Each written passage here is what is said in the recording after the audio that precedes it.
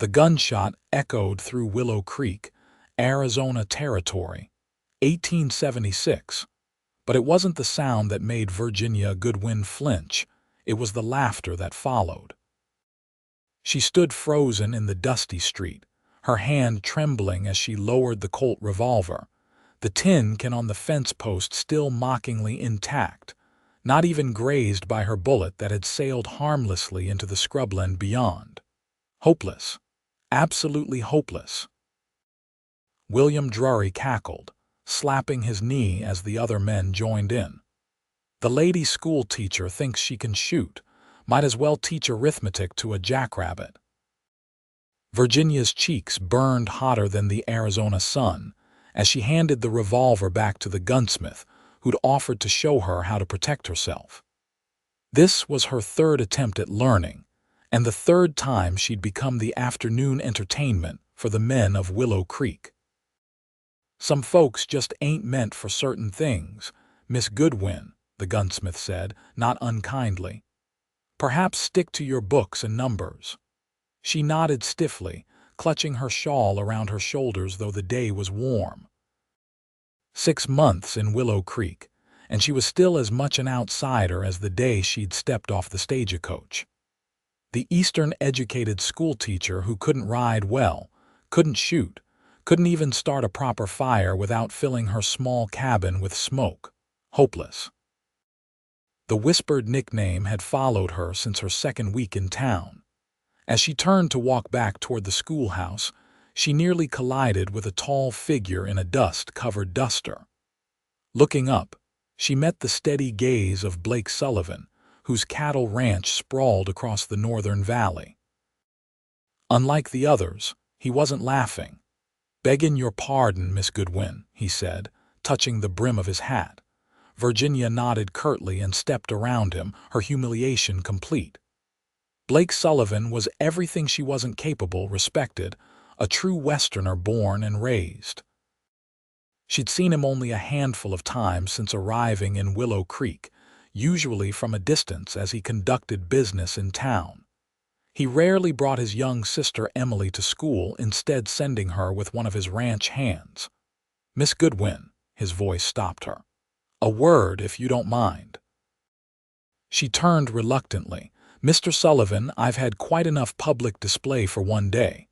That's why I'm asking for a word in private." His voice was lower now, his blue eyes serious beneath the brim of his hat.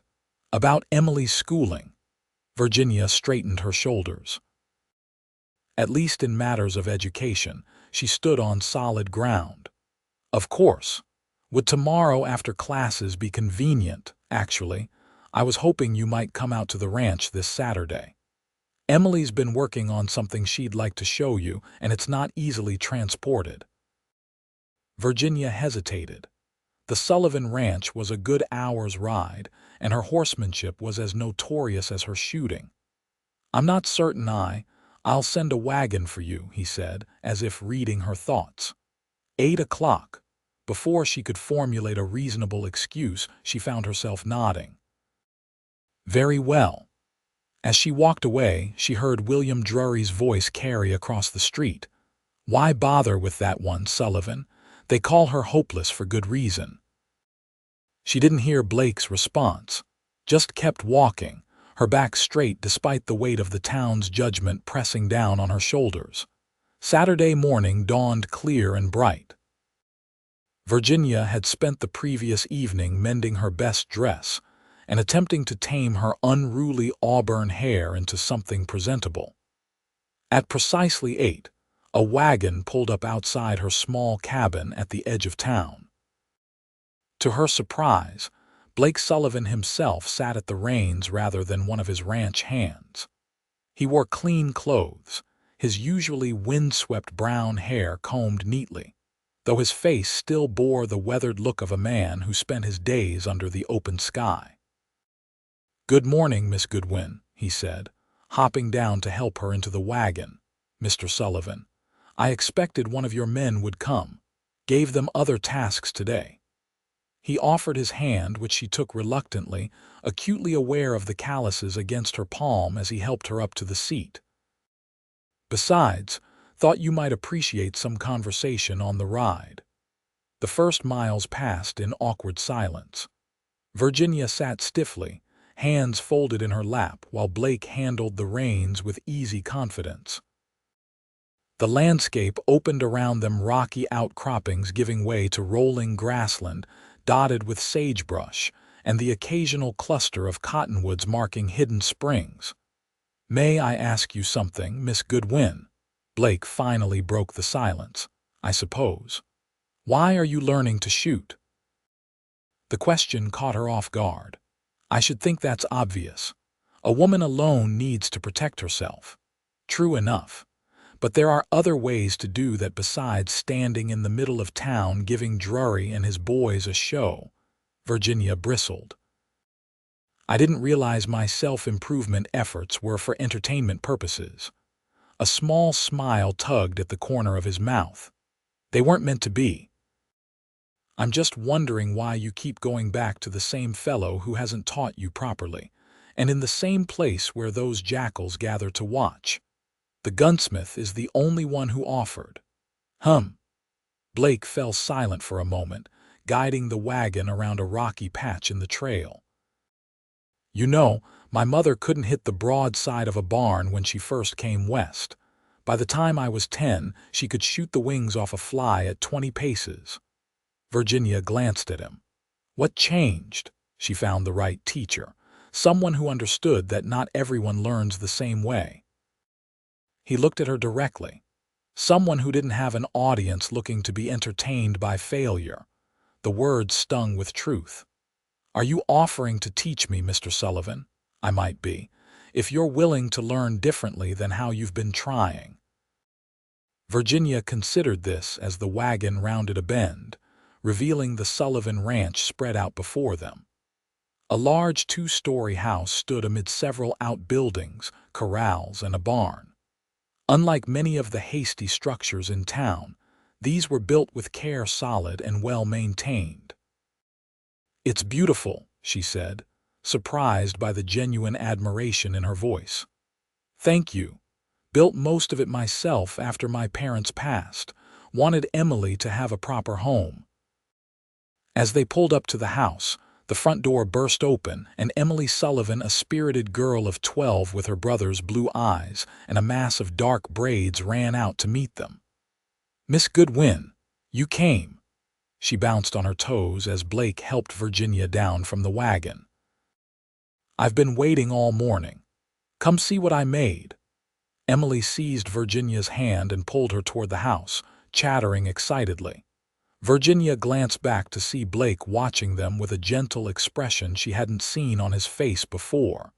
Inside, the house was unexpectedly refined. Polished wood floors, actual glass windows with curtains, and furniture that spoke of care rather than mere function. Emily led her to the dining table where a large piece of paper was spread out, covered with careful diagrams and notes. "It's my project on the solar system," Emily explained proudly. "I used your books, and then Blake helped me build this." She unveiled a mechanical model with planets that could be moved in their orbits around a central sun. "Emily, this is remarkable," Virginia said, genuinely impressed as she examined the detailed work. "Your calculations are perfect. Blake says I might be an astronomer someday." Virginia looked up to find Blake leaning against the doorframe watching them. "She's got a quick mind," he said. "Gets frustrated in school sometimes because she's already worked through the lessons before the other children have even opened their books." "I've noticed," Virginia admitted. "I've been giving her additional work, but I wasn't sure if that was overstepping." "Not at all. That's why I wanted you to come today, to see what she's capable of, and to ask if you might provide more advanced instruction for her." The morning passed quickly as they discussed Emily's education. Virginia found herself relaxing as they talked, impressed by Blake's thoughtful questions and genuine interest in his sister's learning. He wasn't at all what she'd expected, not the rough, taciturn rancher the town saw, but a man of surprising depth and consideration. After lunch, which Emily had proudly helped prepare, the girl asked, "Can I show Miss Goodwin the new foals, Blake?" "If she'd like to see them," he answered, looking to Virginia. "I would," she said, surprising herself with her eagerness. They walked to the corral where several mares grazed with their gangly-legged foals. Virginia approached the fence cautiously, having had limited success with horses since arriving in Arizona. "This one's Stardust," Emily said, pointing to a dappled gray foal. "And that's Thunderbolt, and the little chestnut is Penny." As they watched, Penny trotted over to the fence, her large eyes curious as she stretched her neck toward Virginia. "She likes you," Blake said, coming to stand beside her. "Hold your hand flat." Virginia hesitantly extended her hand, palm up. The foal sniffed it, then pressed her soft muzzle against Virginia's fingers. "Oh," a smile broke across Virginia's face. "She's so gentle." "Most creatures are when approached right," Blake said quietly. "Horses, people, even guns in their way." Virginia glanced at him. "Is this where you offer that shooting lesson, if you're interested?" "I am," she admitted. "Though I warn you, you're taking on a challenge the town has deemed hopeless." Something flashed in his eyes, anger but not directed at her. "The town has a habit of making judgments without knowing the full story." He led her to a far corner of the property, away from the house and barns, where he had set up several targets, cans on fence posts, but also larger objects at varying distances. "First thing," he said, drawing his revolver, "is to forget everything that gunsmith told you." He handed her the weapon, which was heavier than she expected. "This isn't about strength, it's about balance and focus." Instead of immediately having her shoot, Blake showed her how to stand, how to hold the gun properly, how to sight along the barrel. His hands occasionally guided hers, his touch impersonal but somehow reassuring. "Breathe in," he instructed, standing behind her as she aimed at the largest target. "Now halfway out, hold it, squeeze gently." The gun fired, and the large tin bucket 20 feet away rang with impact. Virginia stared in shock. "I hit it," she whispered. "You did." There was no surprise in his voice, only quiet approval. "Now do it again." By the end of an hour, Virginia had hit the bucket consistently and even managed to strike some of the smaller targets. Her arms ached and her ears rang, but a new feeling had taken root inside her, something like pride. "Why did you do this?" she asked as they walked back toward the house, the sun beginning its westward descent. "Why help me?" Blake was quiet for several steps. "I know what it's like to have people decide what you are before they know you. When my parents died and I took over the ranch at 19, everyone said I'd fail within a year." He looked at her directly. "Sometimes a person just needs someone to see what they could be, not what others claim they are." Virginia felt something shift inside her chest. "And what do you see, Mr. Sullivan?" His gaze held hers steadily. "A woman with more grit than she knows. Someone who left everything familiar to come teach children in a town that doesn't appreciate her. Someone who keeps trying even when they call her hopeless." A small smile touched his lips. "I see a future, Miss Goodwin. Just needs some proper nurturing to grow." The ride back to town was different from the morning journey. Virginia found herself talking about Boston, her family's disappointment when she chose teaching over marriage, her dreams of making a difference. Blake listened, offering occasional insights about the territory and its people. "I'd like to invite you back," he said as they approached her cabin. "For Emily's sake, of course, but also. Perhaps another shooting lesson." "I'd like that," she replied, surprised by how much she meant it. True to his word, Blake sent the wagon the following Saturday, and the next. Each visit included time with Emily, but also shooting practice that gradually extended to horseback riding lessons. Virginia discovered that, like shooting, Riding wasn't impossible, she'd simply never been taught properly. The fourth Saturday, Virginia arrived at the Sullivan Ranch to find Blake saddling 2 horses. "I thought we might ride out to the north pasture," he suggested, "if you're comfortable with it." Virginia eyed the gentle mare he'd chosen for her. 3 weeks ago, the prospect would have terrified her. Now, she nodded with only slight apprehension. "I'd like that." They rode at an easy pace, Blake pointing out landmarks and sharing stories about the land. Virginia found herself relaxing in the saddle, appreciating the rhythm of the horse beneath her and the expansive beauty around them. "You've changed," Blake observed as they stopped to rest by a small stream, dismounting to let the horses drink. "Have I? You carry yourself differently." "More sure." His eyes were warm as they studied her. "Towns noticed too. Heard Mrs. Peterson defending you to the Drury gang the other day at the Mercantile." Virginia laughed softly. "Wonders never cease, though they still call me hopeless when they think I can't hear." "Let them." Blake stepped closer. "What matters is what you call yourself."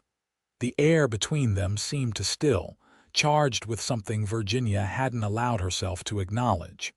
Blake Sullivan had become more than a student's brother, more than a teacher of Western skills. He'd become someone she looked forward to seeing, whose opinion mattered, whose rare smile could brighten her whole day. "Virginia," he said, her given name sounding different in his voice. The crack of a rifle shot shattered the moment. Blake reacted instantly, pushing Virginia toward the cover of nearby rocks as another shot kicked up dirt at their feet. "Rustlers," he muttered, drawing his revolver. "Been hitting the North Ranges for weeks." Virginia's heart pounded as Blake peered around the rocks. Another shot ricocheted off stone inches from his head. "There's at least 2 of them," he said grimly. "Trying to drive off that small herd in the draw." He glanced at her. "I need to stop them, but I need to get you to safety first." Virginia took a deep breath, steadying herself. "You can't do both, and I'm not helpless, remember." She extended her hand. "Give me your rifle." Blake hesitated only a moment before retrieving the Winchester from his saddle scabbard. "You don't have to do this." "I know." She checked the weapon as he'd taught her. "But I choose to." With a nod of understanding, Blake outlined a quick plan. He would circle around to approach the rustlers from behind, while Virginia would provide covering fire if needed, not to hit anyone, just to distract and deter. For 20 tense minutes, Virginia waited, rifle ready, watching Blake make his way through the brush toward where they'd spotted movement.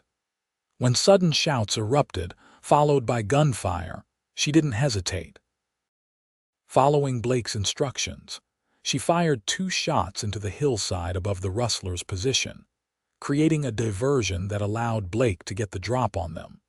By the time she joined him, Blake had 2 men face down on the ground, hands bound behind them with leather straps. "Baxter's boys," he said grimly. "Should have known they'd try again after the sheriff ran them off last month." Virginia looked at the captured rustlers, then at Blake's bleeding arm where a bullet had grazed him. Without a word, she tore a strip from her petticoat to bind the wound. "You're hurt," she said quietly. "It's nothing." His eyes held hers. "You were amazing." "I was terrified," she admitted. "That's what makes it brave." His uninjured hand came up to touch her cheek.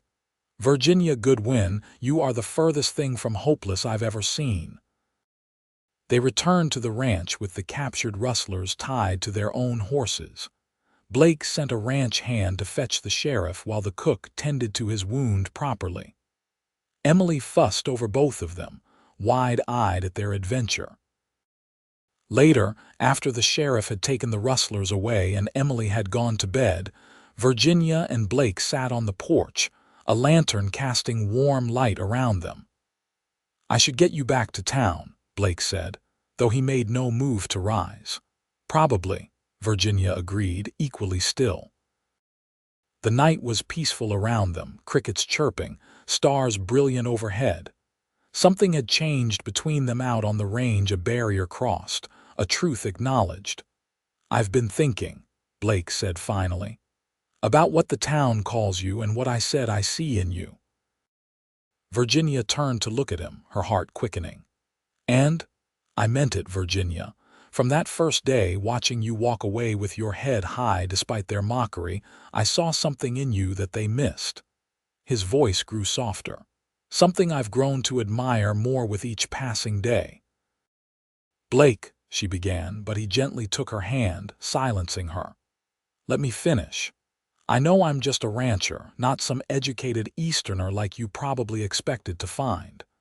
But I've built something here, something that could grow, something that could be a future for more than just Emily and me." His eyes held hers steadily. "If you wanted to be part of that future." Virginia looked at their joined hands. 6 months ago, she'd arrived in Arizona territory believing her future lay in teaching, in independence, in proving herself on her own terms. She hadn't expected to find a man who saw her struggles not as weaknesses but as evidence of strength, who taught without condescension, who listened without judgment. "The town called me hopeless," she said softly, "but you never did, because I saw you clearly from the start." "And what did you see?" His smile was gentle in the lamplight. "My future." Virginia leaned forward, courage born of newfound confidence, and pressed her lips to his. Blake's arm came around her, drawing her closer as the kiss deepened, tender and certain. When they finally broke apart, Virginia rested her forehead against his. "I think you're right," she whispered, "about the future." In the weeks that followed, Willow Creek buzzed with the news that Blake Sullivan was courting the schoolteacher. Some scoffed, others speculated on how long it would last. But a growing number watched with interest as Virginia rode confidently into town on her own horse, a rifle properly secured in her saddle scabbard. The first time William Drury made a cutting remark within her hearing, Virginia turned to him with a steady gaze. "Mr. Drury, I understand you've been referring to me as hopeless for some time now." Her voice carried clearly on the street, drawing attention. "I'd appreciate it if you'd address me properly as Miss Goodwin, or, come spring, as Mrs. Sullivan." The stunned silence that followed was broken by Mrs. Peterson's delighted laugh. "Well, it's about time someone put you in your place, William Drury. And it seems our schoolteacher is just the woman to do it." Blake, who had been watching from the doorway of the mercantile, crossed to Virginia's side. "Everything all right here?" "Perfectly," Virginia replied, taking his arm. "Mr. Drury and I were just clarifying a matter of proper address." As they walked away, Blake leaned close to her ear. "Spring, huh? Seems I'd better speak to Reverend Thomas soon." Virginia's smile was radiant. "The sooner the better, Mr. Sullivan." They were married on the first day of spring, 1877, in the Sullivan ranch house surrounded by Emily, the ranch hands, and surprisingly, nearly the entire town of Willow Creek. Virginia wore a dress of pale blue silk that her mother had sent from Boston, along with a reluctant blessing and a promise to visit in the summer. After the ceremony, as guests mingled and celebrated, William Drury approached the couple, hat in hand. "Mrs. Sullivan," he said, the new name awkward on his tongue. "I owe you an apology. Seems I was wrong about you." Virginia regarded him for a moment, then nodded. "Apology accepted, Mr. Drury. I hope we can start fresh." "I'd like that." He glanced at Blake. "You got yourself a fine woman, Sullivan. Smart as a whip and shoots near as good as you now, from what I hear." Blake's arm tightened around Virginia's waist. "Better in some ways. But then I always knew she would be. Just needed the right teacher."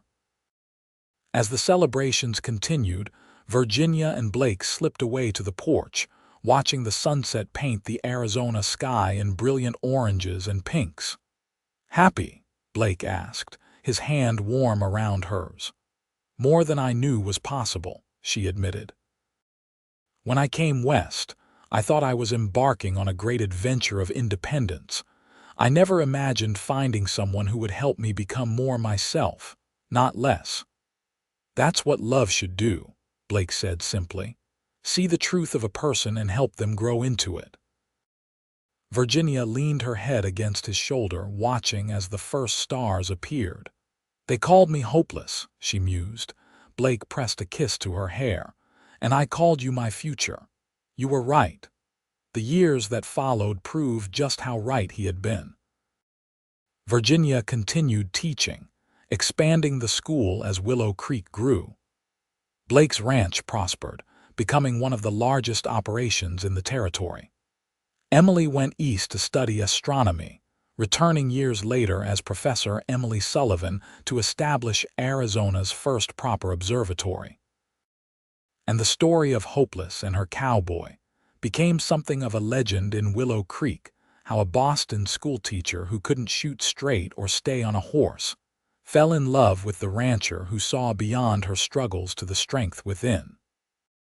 How together they built a life that changed not just themselves, but their entire community.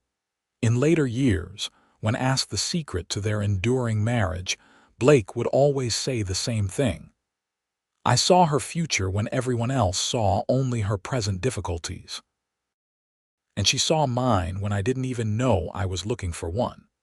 Virginia would simply smile and add, "Sometimes the greatest act of love is believing in someone before they fully believe in themselves."